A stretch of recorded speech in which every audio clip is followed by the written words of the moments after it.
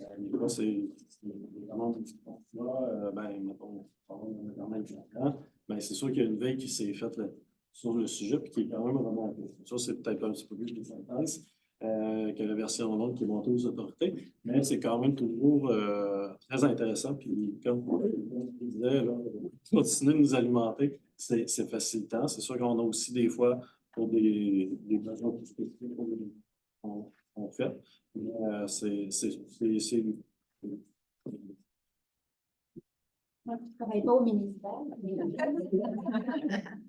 Comment vous entendez parler de la science, de la recherche? On a Ulrich qui est là-bas au fond et responsable de la veille stratégique au RQAP. Quand je suis arrivée en poste, c'est le premier poste que j'ai créé avec un autre poste, mais celui-là n'existe plus. Alors, c'est sûr que la veille, comme l'a bien expliqué Pierre,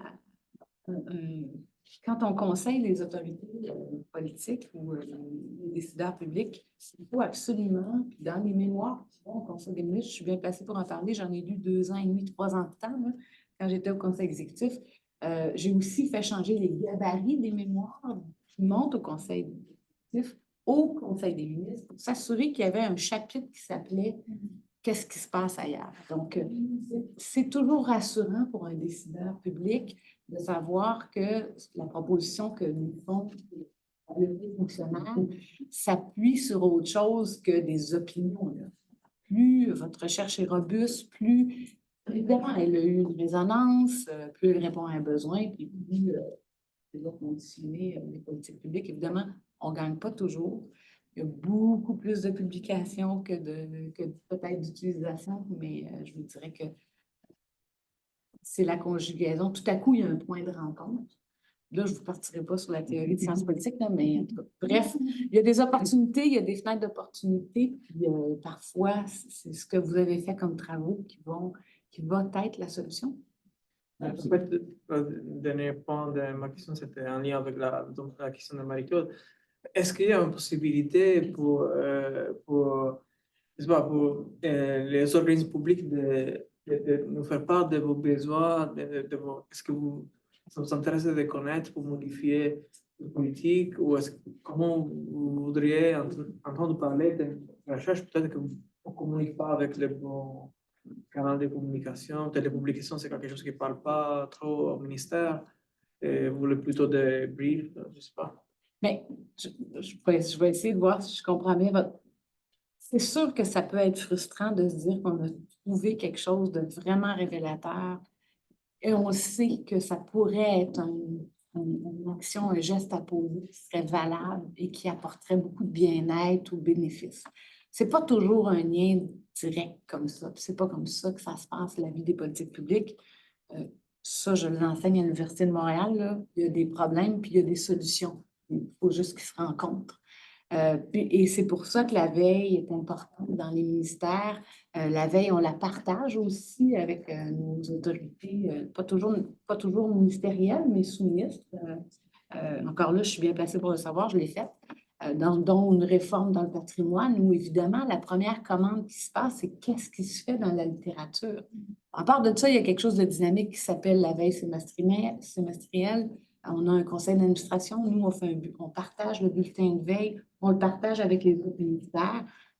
C'est à ce moment-là qu'on peut être connu. Vos publications. Et ce qu'on fait aussi, je vous ouvre la porte, oui, nous faisons des ententes spécifiques de recherche, des besoins spécifiques. Encore là, je veux avec toute humilité, le RQAP, ça touche à peu près 95% des familles québécoises, mais c'est quand même une petite organisation qui joue sur des variables X. Notre contribution est peut-être plus grande que vous ayez accès à nos recherches, mais nous faisons, présentement, on a à peu près 10 ententes de recherche avec différents chercheurs pour alimenter nos indicateurs de plan stratégique. Et pour aussi faire évoluer notre... Vous autres, vous alimentez ça tout le temps, la recherche? Oui, exactement. Là, nous autres, pour mon équipe, on a quelques ententes déjà qui roulent. De la recherche aussi. Il y a des chercheurs qui font la demande ou qui font des propositions aussi à cette direction-là. Puis c'est de là que certaines ententes peuvent avoir lieu. C'est un petit peu comme Marie disait. c'est sûr que des fois, il faut que le momentum soit là. Ça, c'est difficile. Mais j'ai quand même pris la question parce que je me questionne. Je n'ai pas l'impression nécessairement parce que c'est politique aussi. Les politiciens vont dire, ah, je me questionne sur telle affaire, j'aimerais savoir qui vont publiciser ça, vont plutôt faire avec leurs équipes, rechercher puis faire remonter l'information davantage avant de publiciser pour savoir, ben, y a quelqu'un qui est intéressé. Mais en tout cas, je me questionne là, parce que je n'ai pas la réponse exacte, mais Mais moi, je te dirais, pour avoir travaillé bien proche, là, l'important, puis c'est ce que je disais toujours à mes fonctionnaires et que je dis encore, du côté administratif, parce que c'est une jonction politico-administrative, là, l'important, c'est toujours, les politiciens, c'est leur job, c'est normal, puis il faut le respecter. Ils ont des hypothèses, ils ont des idées, ils ont des problèmes à régler. Et moi, je dis toujours, il faut être rapide et leur amener la meilleure solution. Et elle réside à travers vos équipes.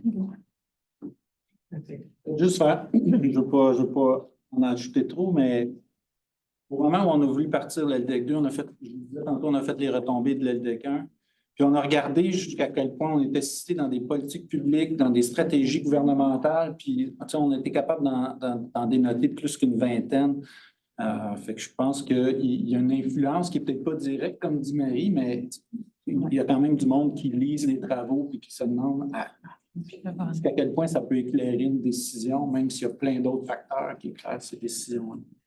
Peut-être l'autre point que je voulais dire, c'est qu'en utilisant les données administratives des ministères et organismes du Québec, on est capable d'étudier des particularités du Québec qui influencent le développement des enfants. Puis ça, je pense que c'est important parce que dans les autres sociétés, il y a aussi des enquêtes longitudinales, puis on peut arriver à peu près au même résultat. Puis c'est tant mieux parce qu'on ne veut pas que le développement humain, ce soit quelque chose qui soit complètement variable partout. Mais est-ce qu'il y a des éléments qui font des différences au Québec? Quand on utilise nos données administratives avec les données d'enquête, bien, ces données administratives-là sont révélatrices de programmes, de choses qui se passent ici puis qui se passent peut-être pas ailleurs.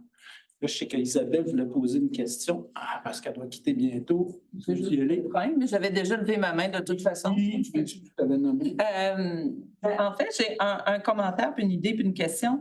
Le premier commentaire, ça, je vais être obligée de courir. Hein? Le premier commentaire, c'est en lien avec les données, justement, de protection de la jeunesse. Je trouve que c'est important qu'on intègre ces données-là à des cohortes populationnelles parce que ce ne sont pas deux catégories d'enfants. Ce sont des enfants et toutes les théories en développement nous montrent que tout ça, c'est un continuum. Ce ne sont pas deux types. Alors, il faut vraiment, si on a encore besoin d'arguments, je pense que ça, c'est l'argument le plus fort parce que c'est la recherche d'un côté de l'ELDEC, c'est super. Du côté des instituts universitaires, aussi en jeunes en difficulté, ils font de la recherche super avec des données aussi administratives de leur côté. Mais je pense que la recherche vient de combiner justement ces cohortes-là. C'était mon commentaire. Une idée, tu demandais tantôt quel autre type de données qu'on pourrait, qui amènerait autre chose. Je pense de Ecological Momentary Assessment, de demander avec les téléphones intelligents aux jeunes de l'ELDEC, aux parents de l'ELDEC 2, ben, comment ça va? Puis il y a des fonctions aléatoires qui arrivent. Vous êtes vous? Faites-vous quoi? C'est quoi votre émotion en ce moment? Êtes-vous en train de faire du ménage que vous êtes pour parentalité? Ça, je pense que ça apporterait un angle différent aux données auto-rapportées ou aux données administratives. Parce que toutes les données, de toute façon, ont des limites et des forces. Le but, c'est de conjuguer, de trianguler ou en ayant plus de points.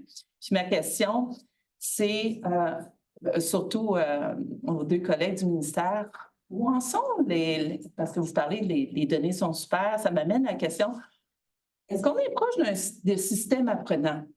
Jusqu'à quel point les données sont suffisamment fréquentes pour faire le just-in-time, réajuster des choses, puis de voir peut-être même dans des expérimentations à l'intérieur de vos ministères pour voir justement avec des données qui arrivent vite, être capable de tester des hypothèses même à l'intérieur de vos ministères. Ben, nous autres, de notre côté, c'est en train de se mettre en place. Ben, là, vous avez vu, dernièrement, il y a le tableau de bord gouvernemental. J'imagine, c'est un peu ça. Fait que ça, il y a quand même beaucoup de travail. Évidemment, il y a des différentes données pour la vie publique, puis évidemment, on a développé certaines autres choses pour les autorités. Mais c'est vraiment en train de se mettre en place actuellement, plus cette réactivité-là plus rapide. Comme tantôt, je vous ai parlé un petit peu du tutorat. Ben, c'est quelque chose qu'on met. Il y a beaucoup d'efforts qui sont mis dans les dernières années. Je ne vais pas parler tantôt, mais dans une des enquêtes, des études que je vous ai parlé, il y avait 4 enfants sur 10 en état de difficulté en français qui n'ont jamais eu de tutorat ou d'aide, etc. Donc, est-ce que ces données-là, est-ce que c'est les effets qu'on met ou l'efficience de ces mesures-là sont efficaces? Bien là, c'est là que c'est difficile quand même parce qu'il y a plusieurs facteurs. Il y a pas, le tuteur en tant que tel est un outil parmi tant d'autres. Donc, l'effet de réactivité rapide, c'est difficile. C'est quel facteur qui fait vraiment une grosse différence? Tantôt, on a parlé du support, de la multiplication des activités sportives ou des programmes sportifs. Oui, c'est une solution, mais est-ce que c'est la solution pour le taux de diplomation? Probablement que non. Mais c'est quoi les autres facteurs qu'on peut apporter? C'est un petit peu ça que la recherche nous permet. Moi, je vous répondrais de façon beaucoup plus large. Dans les ministères, il y a ce qu'on appelle l'évaluation de programme. Quand on parle de données, c'est toutes sortes de données, là. On peut avoir des données d'évaluation de programme, on peut avoir des données qualitatives, quantitatives. Donc, il y a des cycles établis pour chaque programme, chaque politique qui doit passer à travers 3 ans plus tard une évaluation de programme. Donc, il y a des apprentissages qui se font là. Ce n'est pas toujours assez approfondi parce que parfois, il y a un côté, par exemple, du client ou tout ça qu'on a peut-être moins. Donc, je pense que ça gagne à être amélioré. Mais c'est quelque chose qui est de beaucoup plus, je vais dire plus qu'encouragé. C'est devenu incontournable de passer à travers ce chemin-là. L'autre truc, c'est qu'à travers les plans stratégiques maintenant, depuis 4 ans, depuis 3 ans, le Conseil du Trésor a émis une directive comme quoi les plans stratégiques doivent avoir des mesures d'impact et non plus d'activité. Et ça, bien, ça vous touche tous parce que essayer de trouver des indicateurs qui parlent sur l'impact des programmes ou des avenues, c'est aussi beaucoup plus riche que juste aller chercher dans nos banques de données. Il y en a combien? Puis, ça, c'est 2, je dirais, facteurs macro en termes gouvernementaux. Plus petits, bien, quand on a la chance, comme nous, d'avoir des données administratives, bien oui, je peux vous dire en temps presque réel, il y a combien de participants aujourd'hui, combien d'hommes, combien de femmes, ont pris combien de semaines, sont-ils proches d'avoir le bonus, c'est quoi mon pourcentage, il y a un trimestre de ceux qui ont pris les semaines supplémentaires là, pour déclencher le bonus, je le sais à peu près en temps réel. Là, bon, il y a une manipulation d'à peu près quelques semaines, mais à peine. Donc, ça, c'est 2 échelles. Merci. Merci pour la belle journée. Merci. On déborde un peu, mais on s'en formalise pas trop. Fait qu'on continue avec les gens qui avaient levé la main. Michel, Gabriel, peut-être Evelyne, je me souviens. Michel. Oui, je vais pas voler là. Je me souviens plus exactement de là. Quel était le prochain, ça? Moi, comme chercheur, quand je pense aux données administratives, je pense 2 choses. Je pense d'abord à l'idée qu'on puisse avoir des indicateurs qui viennent renforcer nos indicateurs souvent recueillis dans les bases de données. On l'a déjà mentionné aujourd'hui, basés beaucoup sur les mesures indirectes. Donc, on est très créatif. Probablement qu'on peut trouver des indicateurs dans les bases administratives qui permettent la triangulation de nos. Alors, ça, c'est de l'art pour chercheurs. L'autre chose qui est d'intérêt, c'est les services. Vous avez mentionné, les bases de données administratives, sauf erreur, documentent l'utilisation des services.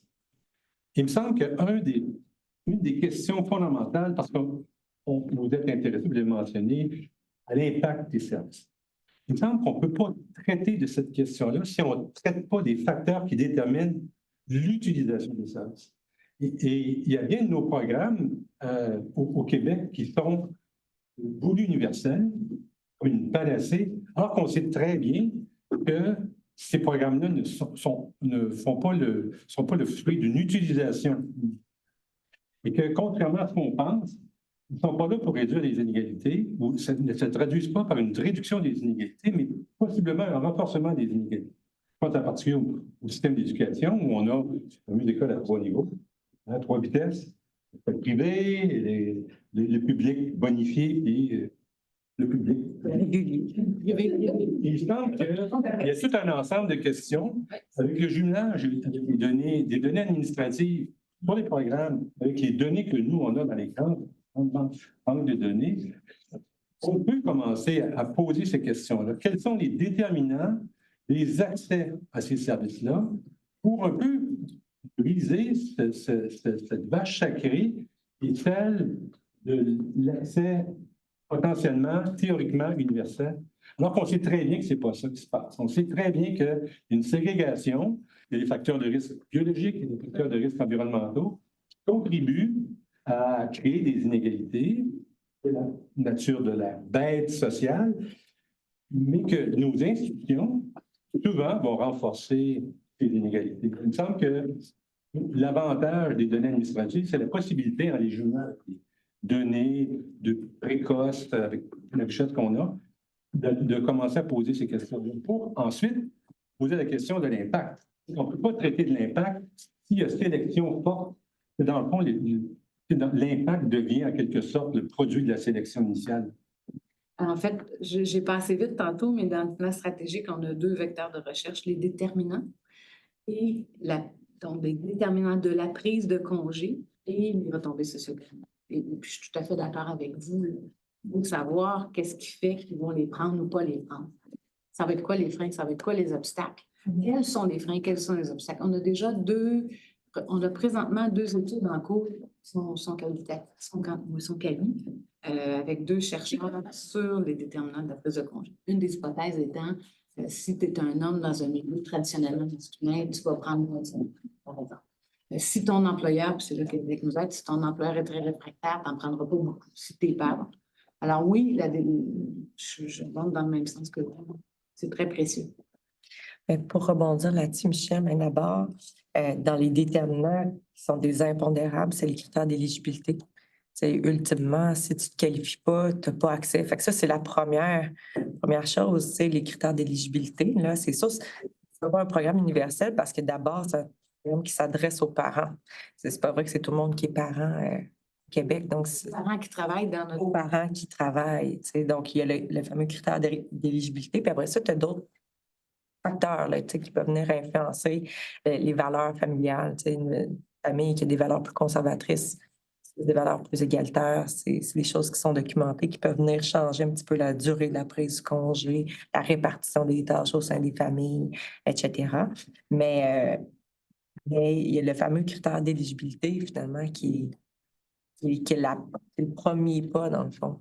Mais il y a aussi l'autosélection. Parlement des valeurs, je pense que ça fait partie des déterminants. Là, oui, puis il y a des gros déterminants, là, puis ça revient exactement à ce que vous dites, c'est qu'une fois qu'on a réglé le problème de l'accessibilité, toute chose étant égale par ailleurs, la porte est ouverte pour tout le monde, on se rend compte, comme c'est malheureusement souvent le cas, que ce sont les couples qui sont déjà plus égalitaires, non seulement en termes de revenus socio-économiques, mais aussi en termes de valeurs. Et ça, c'est quelque chose qui existe à travers le monde. On fait partie de qui s'appelle le Leave Network, donc tous les chercheurs qui se concentrent sur les congés parentaux arrivent aussi au même constat, où les groupes qui sont déjà dans des couples qui sont déjà plus égalitaires vont partager davantage. L'autre exemple, c'est sur le plan des modifications, tous les services de garde là, qui ont été mis en place, très bien documentés, que dans le fond, les garderies de qualité sont ceux auxquels les infortunés ont accès. Les débrouillards de la société sont... Mais il y a une théorie qui dit aussi que si vous n'avez pas l'appui de ces populations-là pour des politiques publiques universelles, vous n'aurez pas la politique publique universelle. C'est un vrai pays. Il a dit qu'il y avait. Juste un petit élément d'information, faire du pouce sur ce que Marie-Claude disait sur les données de protection de la jeunesse. Hier, on a eu un colloque sur l'utilisation de données administratives à des fins de recherche. Puis il y a une chercheuse, Sonia Ely, une chercheuse d'établissement, qui ne fait que ça, utiliser des données de la protection. Puis elle a vraiment détaillé la complexité de l'accès à ces données-là qui persistent puis persistent. Puis c'est ça, il y a un journaliste qui a communiqué avec elle. Que ce matin, aujourd'hui, dans Le Soleil, il y a un article qui décrit un petit peu ce que le journaliste a compris de la complexité. Puis une étude de Sonia là, qui a été faite avec ces données-là. Mais effectivement, elle aussi, elle rêve de données liées, des données de protection avec des données d'enquête où est-ce qu'elle pourrait expliquer plus de choses. Est-ce qu'il reste. C'est une question. Tantôt, vous parlez de veille scientifique, parce que c'est une parmi ce que j'ai compris porte où on peut rentrer en communication avec le ministère. Puis je me demandais, est-ce que vous incluez aussi toutes les communications qu'on peut faire plus au niveau de la vulgarisation scientifique? De plus en plus, nous, les chercheurs, on prend du temps pour faire ça. Des fois, de plus en plus avec le programme Dialogue, il peut y avoir même on essaie de rendre ça plus accessible aussi à la population, donc d'aider la population plus directement. Mais est-ce que vous utilisez aussi également les articles de vulgarisation ou les sites aussi qui sont faits en lien avec la vulgarisation scientifique? Ne fait pas que regarder à travers les journaux académiques. Ygritte est bien placé pour vous en parler plus longuement tout à l'heure, d'ailleurs, si vous êtes intéressé. Mais on va dans des sites qui sont, par exemple, on vient de publier Option politique, pas nécessairement un site académique dans lesquels vous publiez habituellement. L'autre truc qu'on fait, puis c'est qu'on va beaucoup dans les associations professionnelles aussi. Parfois, vous allez comme conférencier invité, que ce soit l'économie, que ce soit la démographie. Alors, on côtoie beaucoup les scientifiques dans ces forums-là. Puis, je me demandais une sous-question à ça, c'est qu'il y a toujours des chercheurs plus prolifiques que d'autres. Fait que, tu sais, en même temps, est-ce que les sujets qui sont mis à la mode sont mis en fonction du nombre de publications que tu fais ou vraiment vous partez aussi de la population avec les besoins? Oui, non, c'est pas tant la fréquence, la popularité, mais évidemment, oui, on a des chercheurs qui ont fait plus de travaux historiquement, comme vous êtes en lien probablement avec des ministères plus que d'autres, là. Ça va de soi. Il y a des chercheurs qui se focusent beaucoup sur les congés parentaux. Avec eux, on a plus d'échanges, puis plus de partenariats de recherche, mais pas une question de volume ou de fréquence, c'est une question de pertinence. Je suis contente d'entendre ça. Peut-être prendre une Je parle de... On produit tellement de connaissances. Et en fait, j'aime bien la notion de pertinence. Peut-être, je ne sais pas si je me vance, mais c'est vraiment comme une poignée de la connaissance qui est produite, qui est vraiment pertinente pour influencer les politiques. C'est ça, je pense. Mais moi, je trouve ça important parce que c'est ça, en tant que chercheur, de plus en plus, on veut faire beaucoup de recherches, mais après, je pense qu'il faut se mettre ensemble aujourd'hui, puis des fois, prendre plus de temps, mais créer exactement plus de pertinence et une qualité de travaux vraiment comme hyper pour avoir vraiment un gros impact, là. Fait que je trouve que des rencontres comme aujourd'hui, je trouve que prendre plus de temps, puis... C'est parce que on pourra continuer tout à l'heure, on reste, mais je vais vous dire quelque chose d'important. Je vais vous parler de mon expérience là, de praticienne. Ce que j'ai fait en arrivant au conseil de gestion, c'est que j'ai choisi volontairement, on a choisi, j'ai soumis le conseil d'administration pour le ministre, mais un plan d'action de recherche. Et à chaque année, on fait un plan pluriannuel de recherche. Donc, c'est important aussi de se dire qu'on ne pourra pas prendre connaissance de tout ce qui se fait dans notre milieu, là, dans notre secteur d'activité. Mais l'organisation, comme l'éducation, comme d'autres, on a des objectifs. Il y a des objectifs gouvernementaux, il y a des objectifs de politique. Et c'est comme si on changeait des fois la direction de la relation. Mais là, à partir de nos objectifs de plan stratégique, c'est ce qu'on a choisi de faire au lieu de juste recevoir des demandes, pas passer des commandes parce qu'on compte peut-être pour s'assurer qu'on soit en train de travailler sur les bonnes choses ensemble. Je Ah, Gabriel. Ah oui, Gabriel, c'est exactement l'essence même, là. C'est Exactement Elle l'essence. n'est pas le chercheur de base comme nous, elle a vraiment fait les deux. Ouais, c'est ça. Ben, c'est ça. Alors, nous, il y a à la fois des contributions qui arrivent spontanément, comme Gabriel, qui répondent vraiment à nos objectifs. Il y en a d'autres qu'on va solliciter. Puis, on n'est pas allé jusqu'à l'appel à projet. On n'a pas eu besoin. On aurait pu aller jusqu'à un appel à projet. Je vais parler pour un plus gros ministère que le mien, mais, parce que je ne le connais pas, mais le ministère, le MTS, le MES, auquel je suis greffée indirectement. Eux aussi, quand on a parlé au département de recherche, ils n'ont pas assez de chercheurs maintenant. Ils n'ont plus assez de chercheurs maintenant pour aller trouver des réponses à la problématique. Donc, ils font de plus en plus soit des appels à projets, soit ils se tournent vers des partenariats de recherche. Et là, ben, la dynamique est un peu inverse.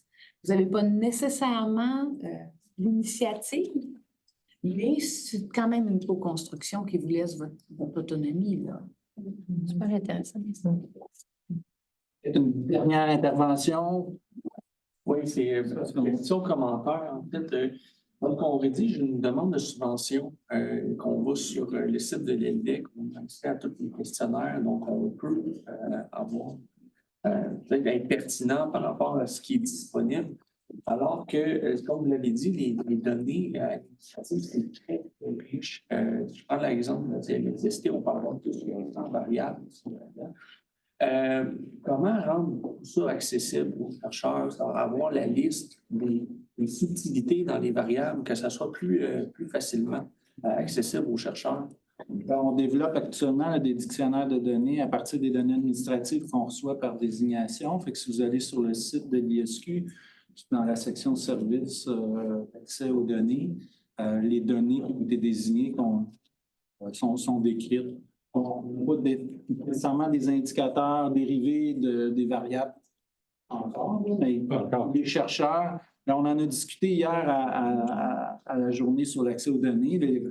On comprend qu'il y a comme une volonté de partager les travaux qui ont été faits pour qu'on puisse aussi décrire des indicateurs composites qui ont été faits à partir des variables de base dont on a accès, mais c'est disponible. On peut voir toutes les variables. Ben, merci beaucoup. Franchement, c'est une joie à chaque fois.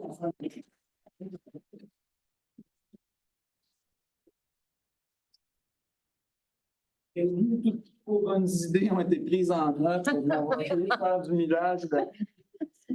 Puis je voudrais aussi mentionner que c'est vrai qu'il y a moins de chercheurs dans le ministère organisme, mais ils sont aussi éligibles à faire des demandes d'accès à l'ISQ. Ça permet aussi à mettre ensemble des données de différents ministères. Parce que ce n'est pas toujours facile dans un ministère d'avoir accès aux données des autres ministères, mais quand vous passez par l'ISQ, vous pouvez peut-être réussir ça. Donc, je pense que ça peut être intéressant. Puis, pour ceux qui ont encore envie d'entendre parler du développement des enfants, demain matin, on a une autre demi-journée sur l'enquête québécoise sur le développement des enfants maternels et l'enquête sur les parcours préscolaires.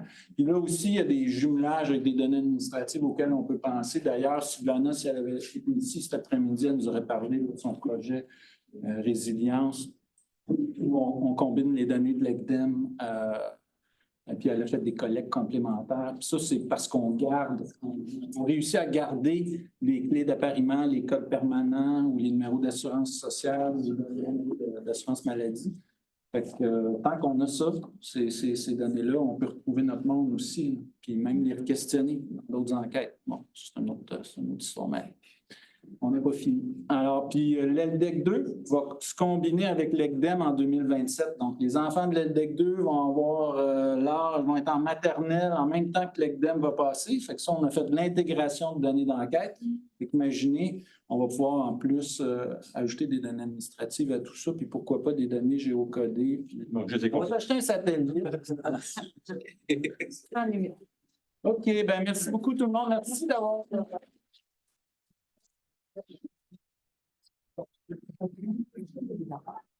vous êtes tous invités, hein? On a une petite activité de reconnaissance qui est déjà en retard de 15 minutes. M. Bergeron a un petit mot de la fin, mais j'ai oublié M. Bergeron. Je vais être très bref. Là, je sais que tout le monde on a une bonne journée. Je vais juste prendre deux 2 petites minutes là, pour vous vraiment vous remercier tout le monde. C'était vraiment une journée riche là, en enseignement, puis on voit aussi tout le potentiel là, des données, le potentiel de la recherche que vous faites. Bertrand puis Nancy me parlaient beaucoup de l'ELDEC, comment c'était utilisé. Puis là, dans le fond, parce que dans le fond, moi, pour ceux qui ne me connaissent pas, je suis le statisticien en chef à l'ISQ. Fait que, dans le fond, il m'en parlait beaucoup. Puis là, je vois vraiment comment tout le il y a beaucoup d'intérêt, puis il y a encore énormément de choses à faire. On l'a vu ce matin avec tout ce qui a été fait avec l'ELDEC, la première LDEC. On le voit déjà ce qu'on peut faire avec le deuxième qui s'en vient. Vraiment, là, c'est vraiment bien. Là. C'est Massimiliano, il disait l'ELDEC vieillit bien comme le bon vin italien. Fait que, on l'a retenu, puis on avait aussi des répondants. On a vu un des répondantes qui vient écouter. Puis après-midi, moi, je pense que je remercie aussi évidemment tous les gens qui ont les conférenciers, les panélistes. On a vu aussi tout le travail qui reste à faire avec le croisement entre les données d'enquête et les données analytiques. On a une journée là-dessus. Je n'ai pas trop voulu intervenir évidemment là-dessus, mais il va falloir refaire des activités, sincèrement, avec sur cette question-là. Il faut les faire avec les gens de l'ISQ parce qu'on les connaît, les données, les gens des ministères, parce que eux, c'est les gens qui, souvent, sont à l'origine de ces données-là, mais c'est les gens qui ont les questions de politique pour lesquelles ils cherchent des réponses. Mais on a besoin de vous, les chercheurs, parce que c'est vous qui êtes capables de les brasser, ces données-là, de traiter les gros fichiers, parce que les gens dans les ministères, puis moi, j'ai fait ma carrière dans les ministères, on n'a pas beaucoup cette expertise-là de travailler avec des fichiers puis de poser les questions scientifiques et les modèles pour bien y répondre.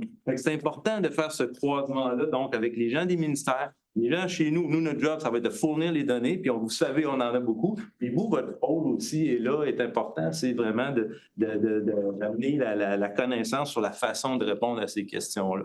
Fait que merci, je veux remercier les grands-parents et les parents, là, parce que Sylvana qui n'est pas là, mais Sylvana et Bertrand étaient les co-organisateurs, vraiment, je tiens à les remercier avec toute l'équipe.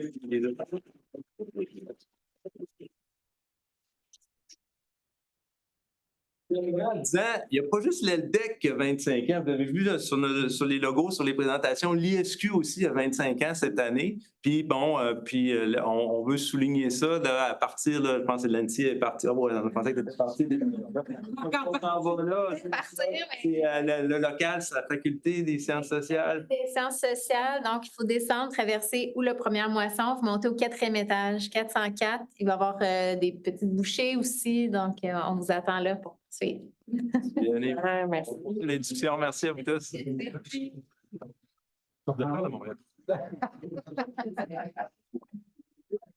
Bonne journée.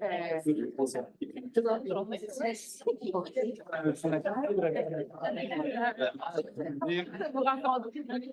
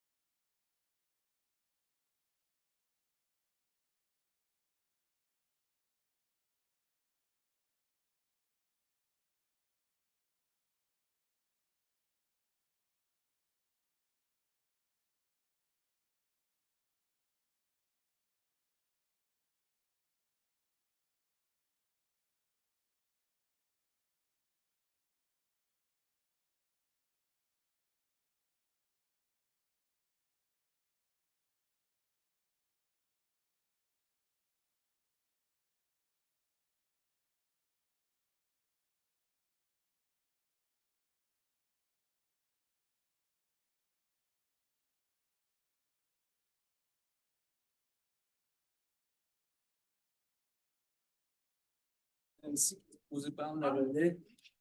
Es-tu prête, Nancy? On peut faire ça dans l'ordre pour que les chercheurs passent rapidement, parce que Michel est prêt à rester un petit 10 minutes. Ça va-tu dans l'ordre comme ça?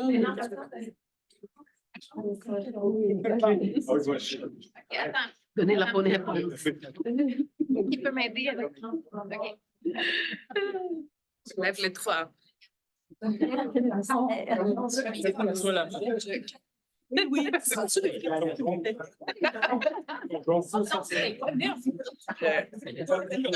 qu'elle utilise. Et j'en ai enthousiasme. C'est Nancy qui a préparé. Merci.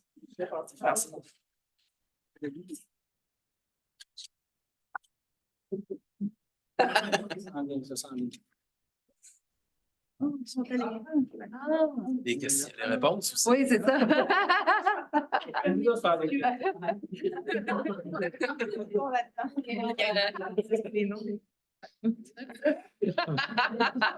montre pas la réponse. Non, ça va. Yes. On va tout regarder. Fermez vos yeux. Regarde pas. Ça avance pas comme ça marche pas.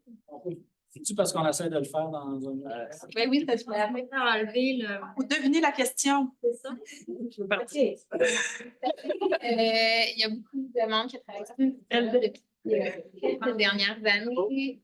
Les collaborateurs ont un peu longtemps chez les partenaires, donc on aura l'occasion de les remercier. Les chercheurs aussi, comme je disais, sur le point de partir. Tu peux me mettre à la question 1?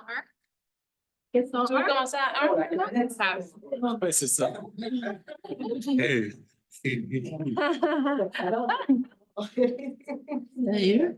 On va commencer par souligner les contributions des chercheurs. On va voir comment ils arrivent. C'est pas un technique. Puis ensuite, on remerciera aussi les répondants à l'étude. On a rencontré aujourd'hui une répondante, donc on l'a invité à joindre à nous aussi à pouvoir représenter tous les répondants de l'LDEC. Un du moins. On va parler un petit peu des retombées aussi. Donc, vous avez vu au début de la diapo, je ne sais pas si vous l'avez vu, là, mais c'est plus de 500 personnes là, qui ont touché de près ou de loin avec des débats depuis 30 ans. Exceptionnel comme collaboration. Donc, on va. Ça ne marche pas? Les noms de tout le monde, vous êtes tous nommés quelque part dans ça. On va vous envoyer la présentation. Que ça va vite. Ça va. Oui, c'était vraiment chanceux. Merci. Ton nom.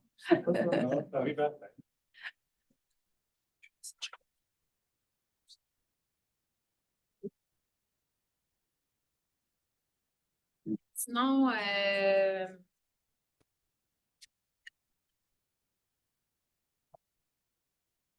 Tout le monde en ligne. c'est la page 9. Ça ne marche pas. Non, Michel, je peux te donner. On peut commencer par le législateur et après aux chercheurs. On connaîtra ton histoire.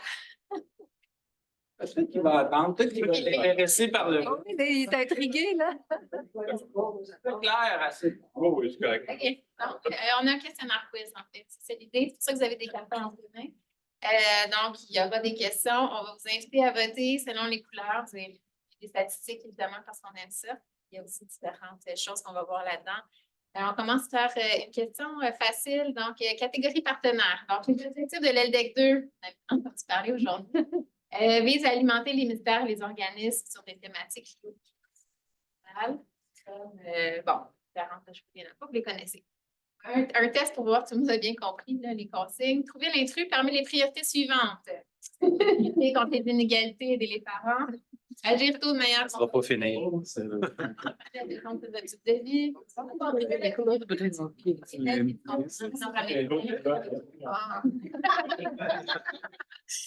OK, je vais regarder les autres. Sûr, tu sais. Vous avez bien compris la présentation. Oui, hein? Question. D'abord, la c'est passé en rencontre depuis 2004. Ouais. Tout ça. D'accord. C'est le comité d'orientation Je vais mettre les maximums. On travaille avec eux les protocoles, on continue aux orientations. Donc, ça représente 140 à peu près. Ça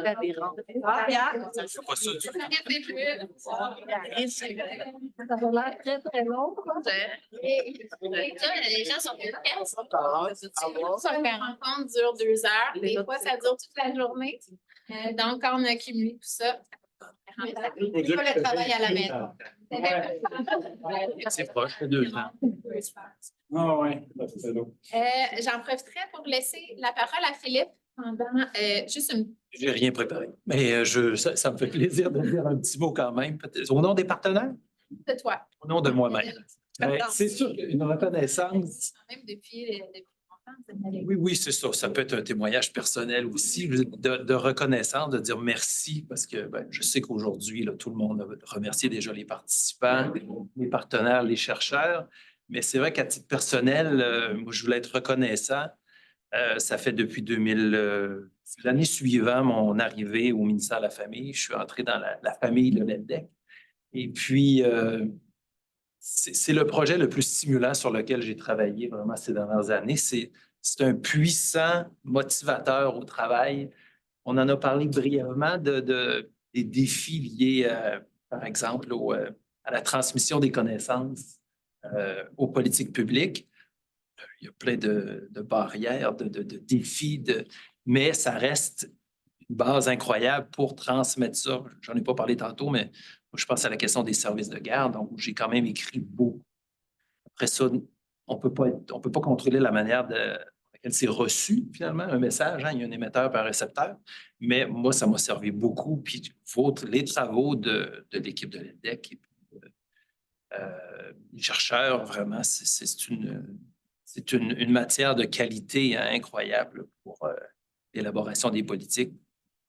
On attend des fenêtres d'opportunité parfois, mais en tout cas, voilà. Donc, je voulais vous témoigner cette reconnaissance-là, faire partie d'une communauté aussi, je reviens, stimulante.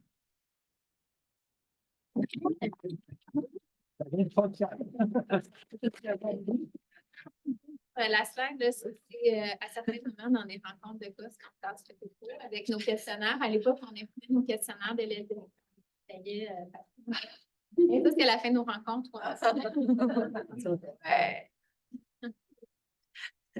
Combien de rencontres du comité directeur de l'ELDEC 2 ont lieu depuis 2016?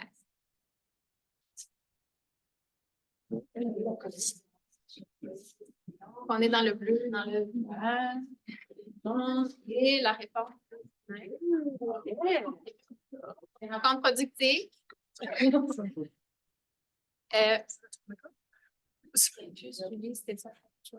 pense que oui. Oui, moi, je suis du ministère de la Santé et des Services sociaux. Donc, bonjour. D'abord, je vais remercier les organisateurs de cette journée-là. Je pense que c'était une journée riche, vraiment autant pour les partenaires ministériels que des organisations comme monsieur, j'aimais l'acronyme. RQAP, ça fait. Oui, c'est ça, exactement. Et aussi au niveau des chercheurs. Moi, je ne pense pas que je suis au comité directeur depuis 2016. Peut-être que je suis arrivée en 2018, quelque chose comme ça. Le ministère de la Santé est impliqué quand même comme partenaire financier puis comme collaborateur dans la phase l'ELDEC 1 dans les premières phases, phase 1, phase 2, je crois. Puis ensuite, on s'est réimpliqué dans l'ELDEC 2 parce qu'on trouvait que c'était un projet important pour alimenter nos décideurs. Tantôt, Pascal le disait. Excuse. Dans le fond, les données, ce n'est pas toujours facile de faire la transition entre la donnée et l'action. C'est des données qui sont quand même importantes pour alimenter les ministères dans leur prise de décision, dans les actions qu'ils souhaitent mettre en place. Nous, on a quand même beaucoup d'exemples dans lesquels on a puisé dans ces données-là, produites par l'ISQ notamment, pour alimenter notre programme national de santé publique sur des orientations, la politique gouvernementale en santé, la politique gouvernementale de la prévention et de la santé. Donc, c'est vraiment des éléments qui sont très riches pour nous, bien que vous ne le sentez peut-être pas comme chercheur j'ai senti aujourd'hui que dans le fond, vous n'étiez pas toujours au fait de comment ces données-là peuvent être utiles, mais sachez que j'aimais bien comment vous ameniez ça. Il y a des points de rencontre. Puis à certains moments, on a des orientations ministérielles, on a des questionnements au niveau de nos autorités qui nous amènent à aller puiser dans les différentes données pour lesquelles on est en mesure de pouvoir, après ça, appuyer nos missions à nos autorités. Donc, c'est des informations qui sont très, très riches. Je remercie beaucoup l'ISQ. Nous, on travaille beaucoup avec l'ISQ sur toutes sortes d'autres projets d'enquête qui ont avec le même objectif de pouvoir utiliser ces informations-là pour nous soutenir dans nos actions, dans nos décisions, dans nos orientations. Donc, merci à tous pour la belle journée. Merci aux chercheurs aussi. J'ai découvert quand même beaucoup de beaux projets que vous avez réalisés pour lesquels on repart avec des éléments intéressants qui vont pouvoir nous jeter là-dessus pour peut-être nous donner des pistes pour la suite de nos actions. Surtout qu'on travaille sur un nouveau programme national de santé publique pour lequel on aura déterminé des orientations et tout. Et donc, on va certainement, au niveau du développement des enfants, qui est une priorité ministérielle, puiser dans tous ces beaux projets-là. Alors, merci beaucoup. Vous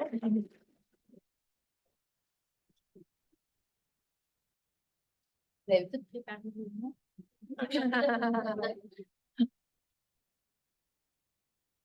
Parmi les partenaires suivants qui s'intéressent à la surveillance de l'utilisation des écrans, on va parler aujourd'hui, une sur la famille, une sur la santé. On va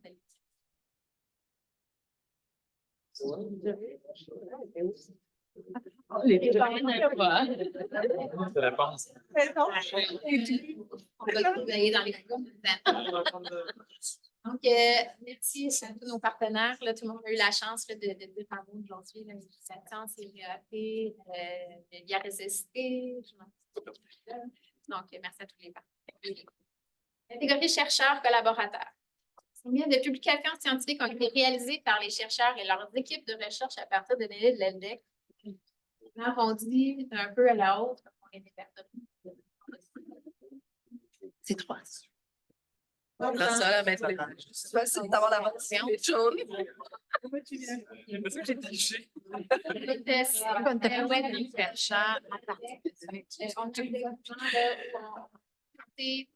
La bibliographie finalement de tous les travaux par les chercheurs dans la bibliographie. Vous avez fait dernièrement qu'on ne sait pas. C'est le temps. Combien de thèses et mémoires ont été produits à partir de la...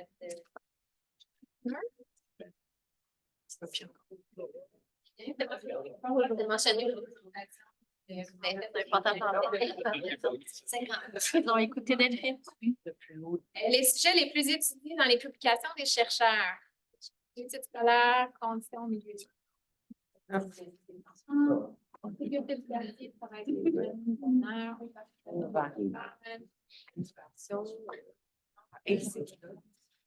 Oui, effectivement. Ce sont les premières choses qu'on a remarquées. Le prix de distinction qui a récemment reçu le prix de découverte de l'année.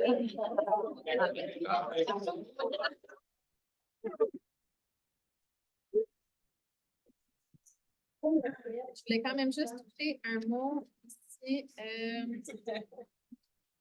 Richard Tremblay, on en a parlé quand même aujourd'hui, qui a remis en 2017 le prix du Québec Marie-André Bertrand et aussi un prix, le Nobel de la criminologie, je l'appelle comme ça, mais c'est le lauréat prix Stockholm en 2017. Donc, c'est quand même un prix important aussi.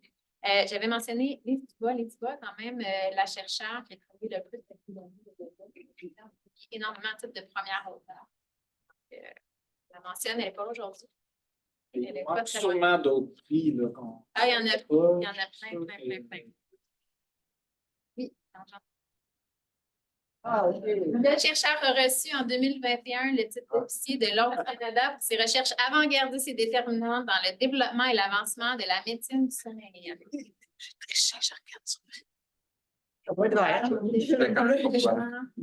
a touché un mot tout à l'heure, j'ai eu la chance de j'ai eu dans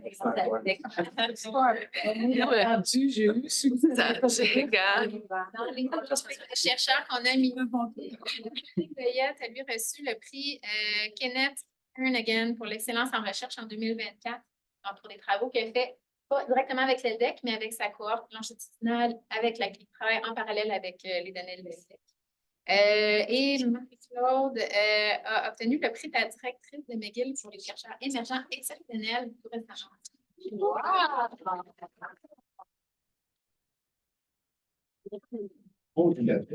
Émergent, mais... Un quelqu'un qui a rencontré le Dalai Lama, Simon Bergeron. Amélie. Wow, c'est moi le Dalai Lama. Vraiment?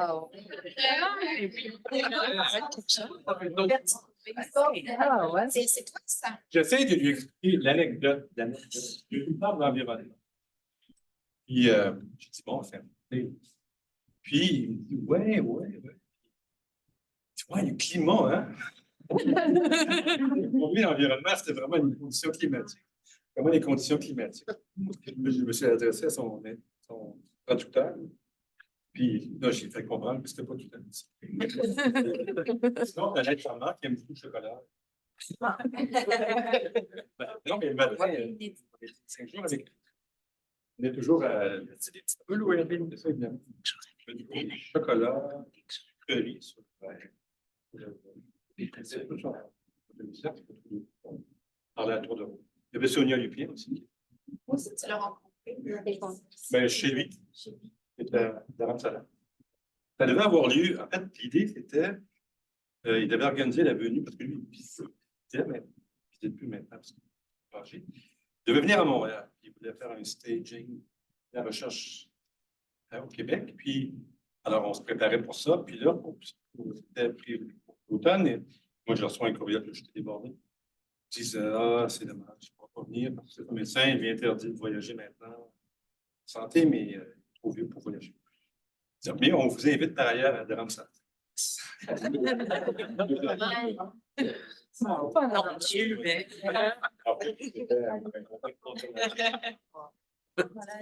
Merci pour l'anecdote. Avant de passer à la prochaine catégorie, d'argent, qui était là aussi dans les tout débuts de l'ELDEC 1, de travaux aussi, avec des étudiants qui entrent justement avec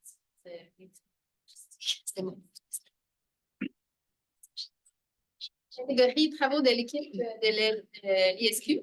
Évidemment, je salue mon équipe et je remercie toute l'équipe qui travaille très fort aujourd'hui pour préparer tout ça là, à la minute près. Combien de questionnaires ont été préparés dans l'ELDEC 1? Oh! LDEC 1. Situation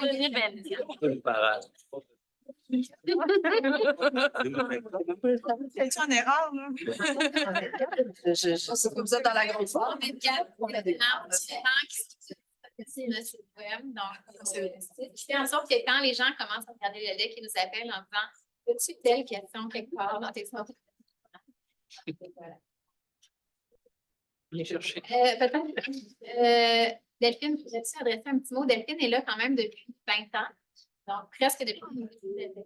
Voilà. Je suis arrivée dans un train déjà bien en mouvement. Je pense qu'on a vu aujourd'hui comment ça s'est construit au fil du temps. Mais ce qui est important des questionnaires, je pense, c'est vraiment le travail qui illustre le mieux peut-être la collaboration qui est requise pour amener l'étude à bon port. Parce qu'on sollicite autant des chercheurs, des experts, ça nous prend des mesures efficaces, pas beaucoup de questions. Il faut que ça aille vite. On ne veut pas solliciter nos répondants pour rien. On veut répondre aux besoins des ministères et organismes. Et c'est là qu'on a les experts des ministères, des organisations différentes. Puis on met tout ça ensemble, puis on essaie de faire en sorte que ça rentre dans une entrevue endurable pour la famille.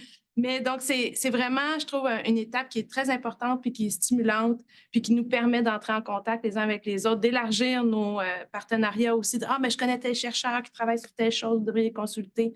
Puis ça, c'est vraiment, je trouve, l'image de l'ELDEC, parce que sans toute cette collaboration, ces cerveaux qui se mettent ensemble, on ne serait pas là aujourd'hui.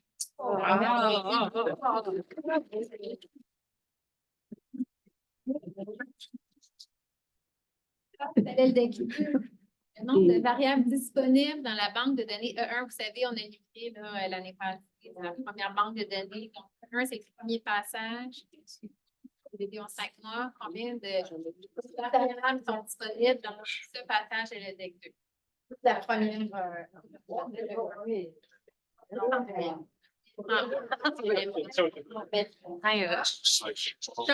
Non, ça, c'est juste un chance. Quand même. Ça peut être une question.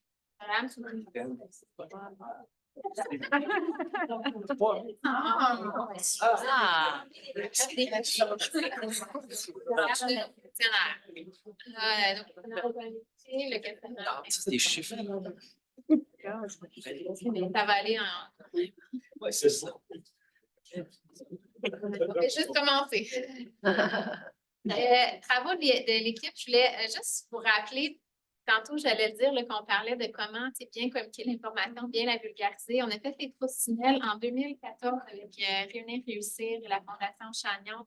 L'objectif, c'était de mettre en valeur les travaux qui étaient faits par l'ISQ dans les publications, puis de s'assurer qu'ils puissent se rendre dans les milieux, donc dans les organismes, dans les commissions scolaires, dans les différents organismes communautaires. Fait qu'on a fait des fiches, je ne sais pas si quelqu'un là, pas loin, on l'avait apporté, mais c'est des fiches recto-verso, des faits saillants, pas retenir de ça, même un petit extrait, piste d'intervention.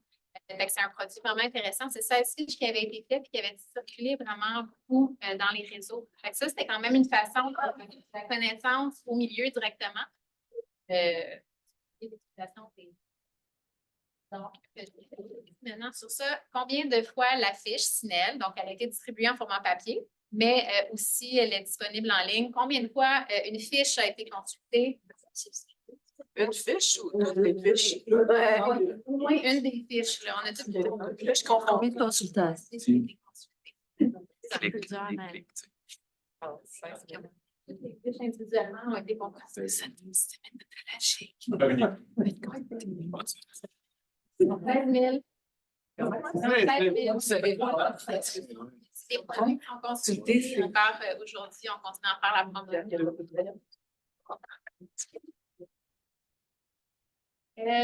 OK, maintenant, on a changé de catégorie. Catégorie répondant. Combien de questionnaires chacun. Non, c'est pas ça. Combien de questionnaires ont été remplis dans l'LDEC 1 depuis les tout débuts? Donc, le nombre de questionnaires qui ont été remplis, peu importe les répondants, soit par les jeunes, par les parents, par les enseignants, par les professeurs, par les LDEC 1, c'est donné. Elle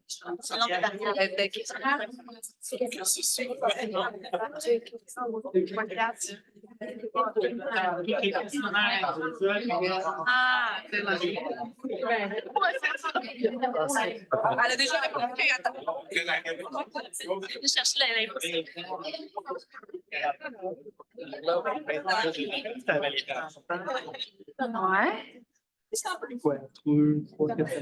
Président de l'ELDEC a rempli plusieurs questionnaires. Combien de temps a-t-il passé à répondre à des questionnaires? On donne un indice depuis 2015. Là, on parle de 5 heures. Il y a assis.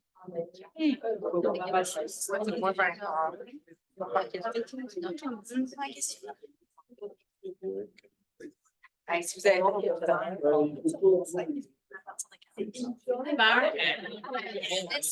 il arrête de changer la réponse. Pour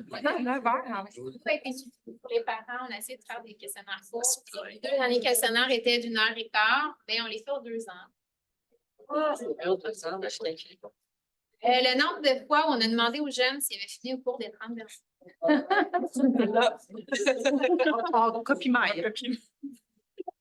Tout pour nous dire en erreur. Est-ce possible de faire ça 2 ans? À chaque 2 ans. C'est dérange, hein? On a demandé pendant le temps. Non, voilà. Il faut nous dire que c'est un peu redondant. Ça nous permet de bien détecter. C'est quoi la réponse? Non, combien ont fumé? Ah, ben, c'est 17-18 %. C'est moins qu'on pense, mais ça va en descendant. D'accord, 17. Il faudrait voir le papotage si pendant. Ah oui, oui. Avoir triché un examen. D'adolescents, donc de jeunes de l'ELDEC, qui ont mentionné avoir triché un examen. Des menteurs, là. Pas de trop naïf. J'ai compris, là, ça, là, j'ai oui, puis. Il y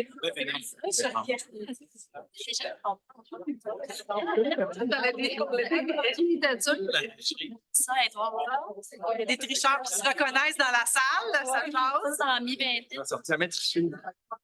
Catégorie répondant, mais là, c'est vous êtes les répondants. Là. Le héros.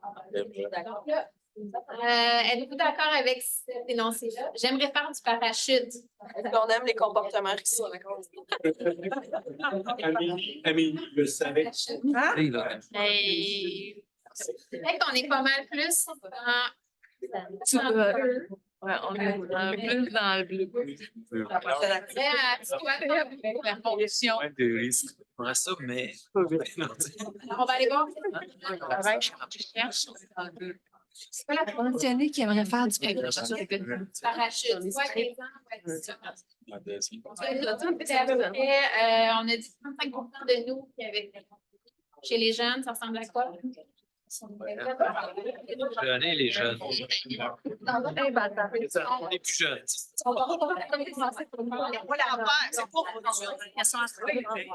t'en vas là avec les tiens, là.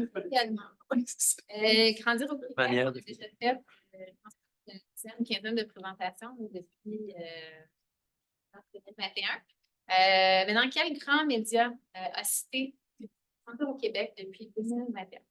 Radio-Canada première, l'actualité, Radio-Canada, BTC, la presse canadienne. Maître Grégory, ça parle beaucoup de la Je peux faire les barres. J'avais dit quoi? Maître Grégory, c'est les données de c'est sur les consultations de notre site web. Donc, on a une collègue, la DDC, qui surveille ça. Donc, on va voir, je sais la nombre de personnes qui se sont rendues sur la page de Grandir au Québec en 2021 et 2024. Ah,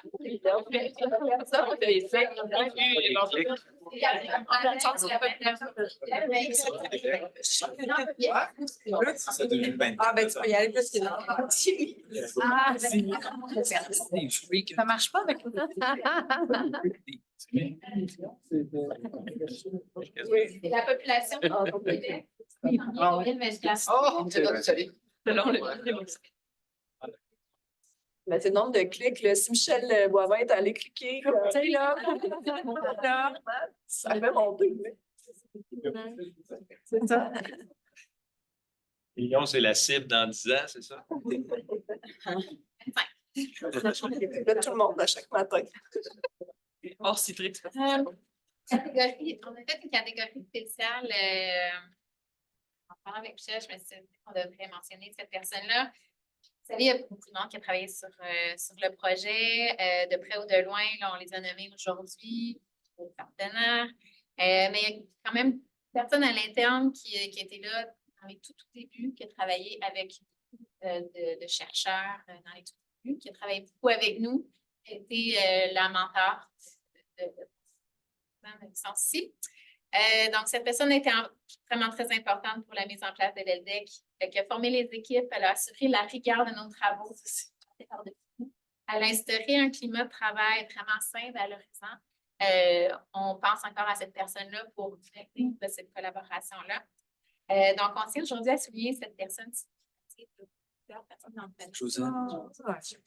décédé l'année passée, puis c'est informé, donc on peut quand même le souligner. Sa présence importante dans l'étude. Une gentillesse. Ouais. Oui, et d'un rire communicatif. Voilà.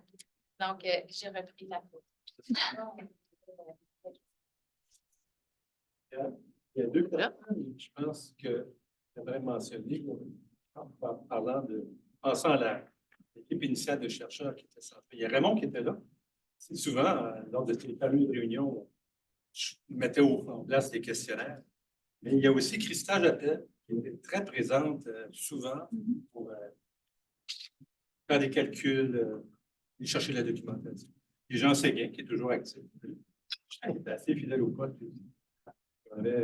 Ces réunions étaient Pas très long. Fait qu'on prenait les questionnaires de la neige. On fait à travers. Il mentait pendant une demi-heure sur cette question-là. Ça n'a pas changé.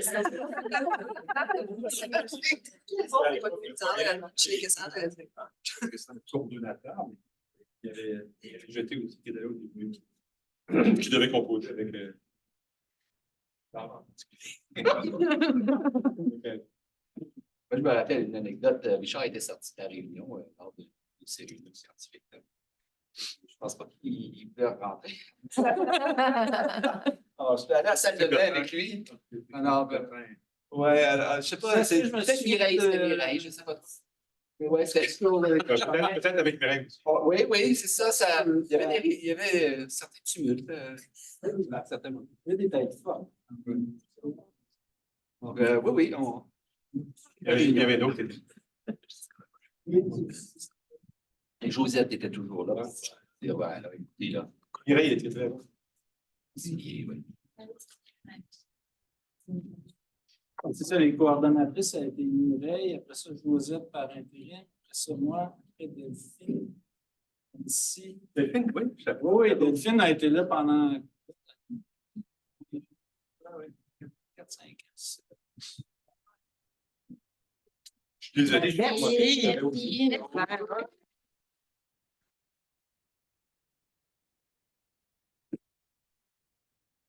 Servi pour 20 personnes. Après, à cet endroit-là, c'est projeté pour le souper. S'il y en a qui n'ont pas de plan, c'est bien. On va rajouter la réservation. Donc, si vous voulez vous joindre à nous, c'est juste à mentionner à Mère, elle va le temps pour vous. Merci d'avoir été là. Merci.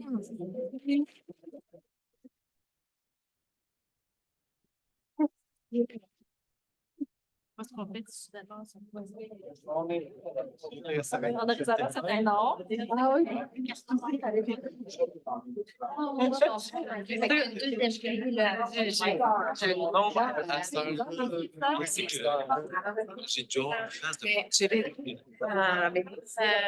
C'est toi qui fais sortir les chiffres. Les chiffres dans les parents. Ça va être quelle date? Est-ce que tu as une date déjà? Après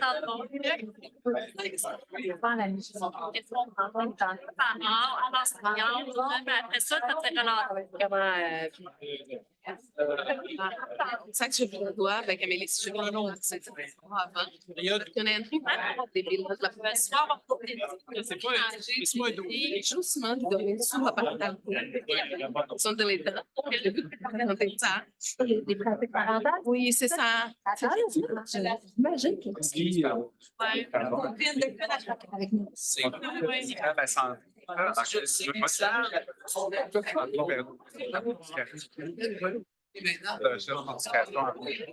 Merci. De participer à la journée nationale. Oui, mais je lis ça doit le connaître parce que moi, je dois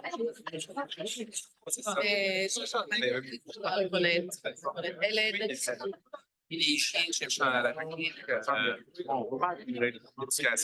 en fait, les apprentissages, je cherche mon travail. Oui, je cherche là-bas. On travaille beaucoup avec nous. On est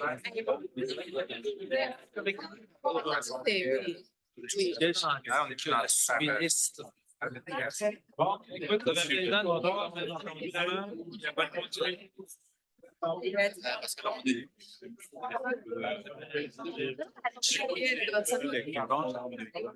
j'ai réalisé. Il y avait deux personnes responsables. Oui, c'est ça. Où les noms de Sophie Robert? Ça va bien. En fait, À l'extérieur. c'est ça. Merci. Avant dans les recommandations, j'ai écrit à la presse. Ben oui, je suis OK. Ben, Au moment où je vais commencer à parfait. Donc, je vais faire les liens avec les gens qui sont en train de rédiger la fiche. merci. Je ne connaissais pas les données. Julien, c'est l'autre quelqu'un qui était là avant. Je vais te donner ça. OK. Il y a de l'envoyer.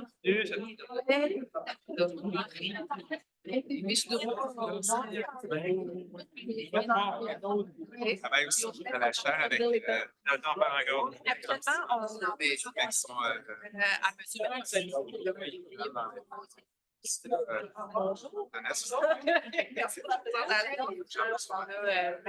Ouais, c'est ça, va être compagnie. Tu travailles avec les ça doit être poussé. On va mettre là maintenant, c'est plus petit par rapport. C'est quoi, il fait longtemps que tu travailles avec le RQAP ou... Ah, OK. On va l'envoyer au travail. Je vais faire un envoi.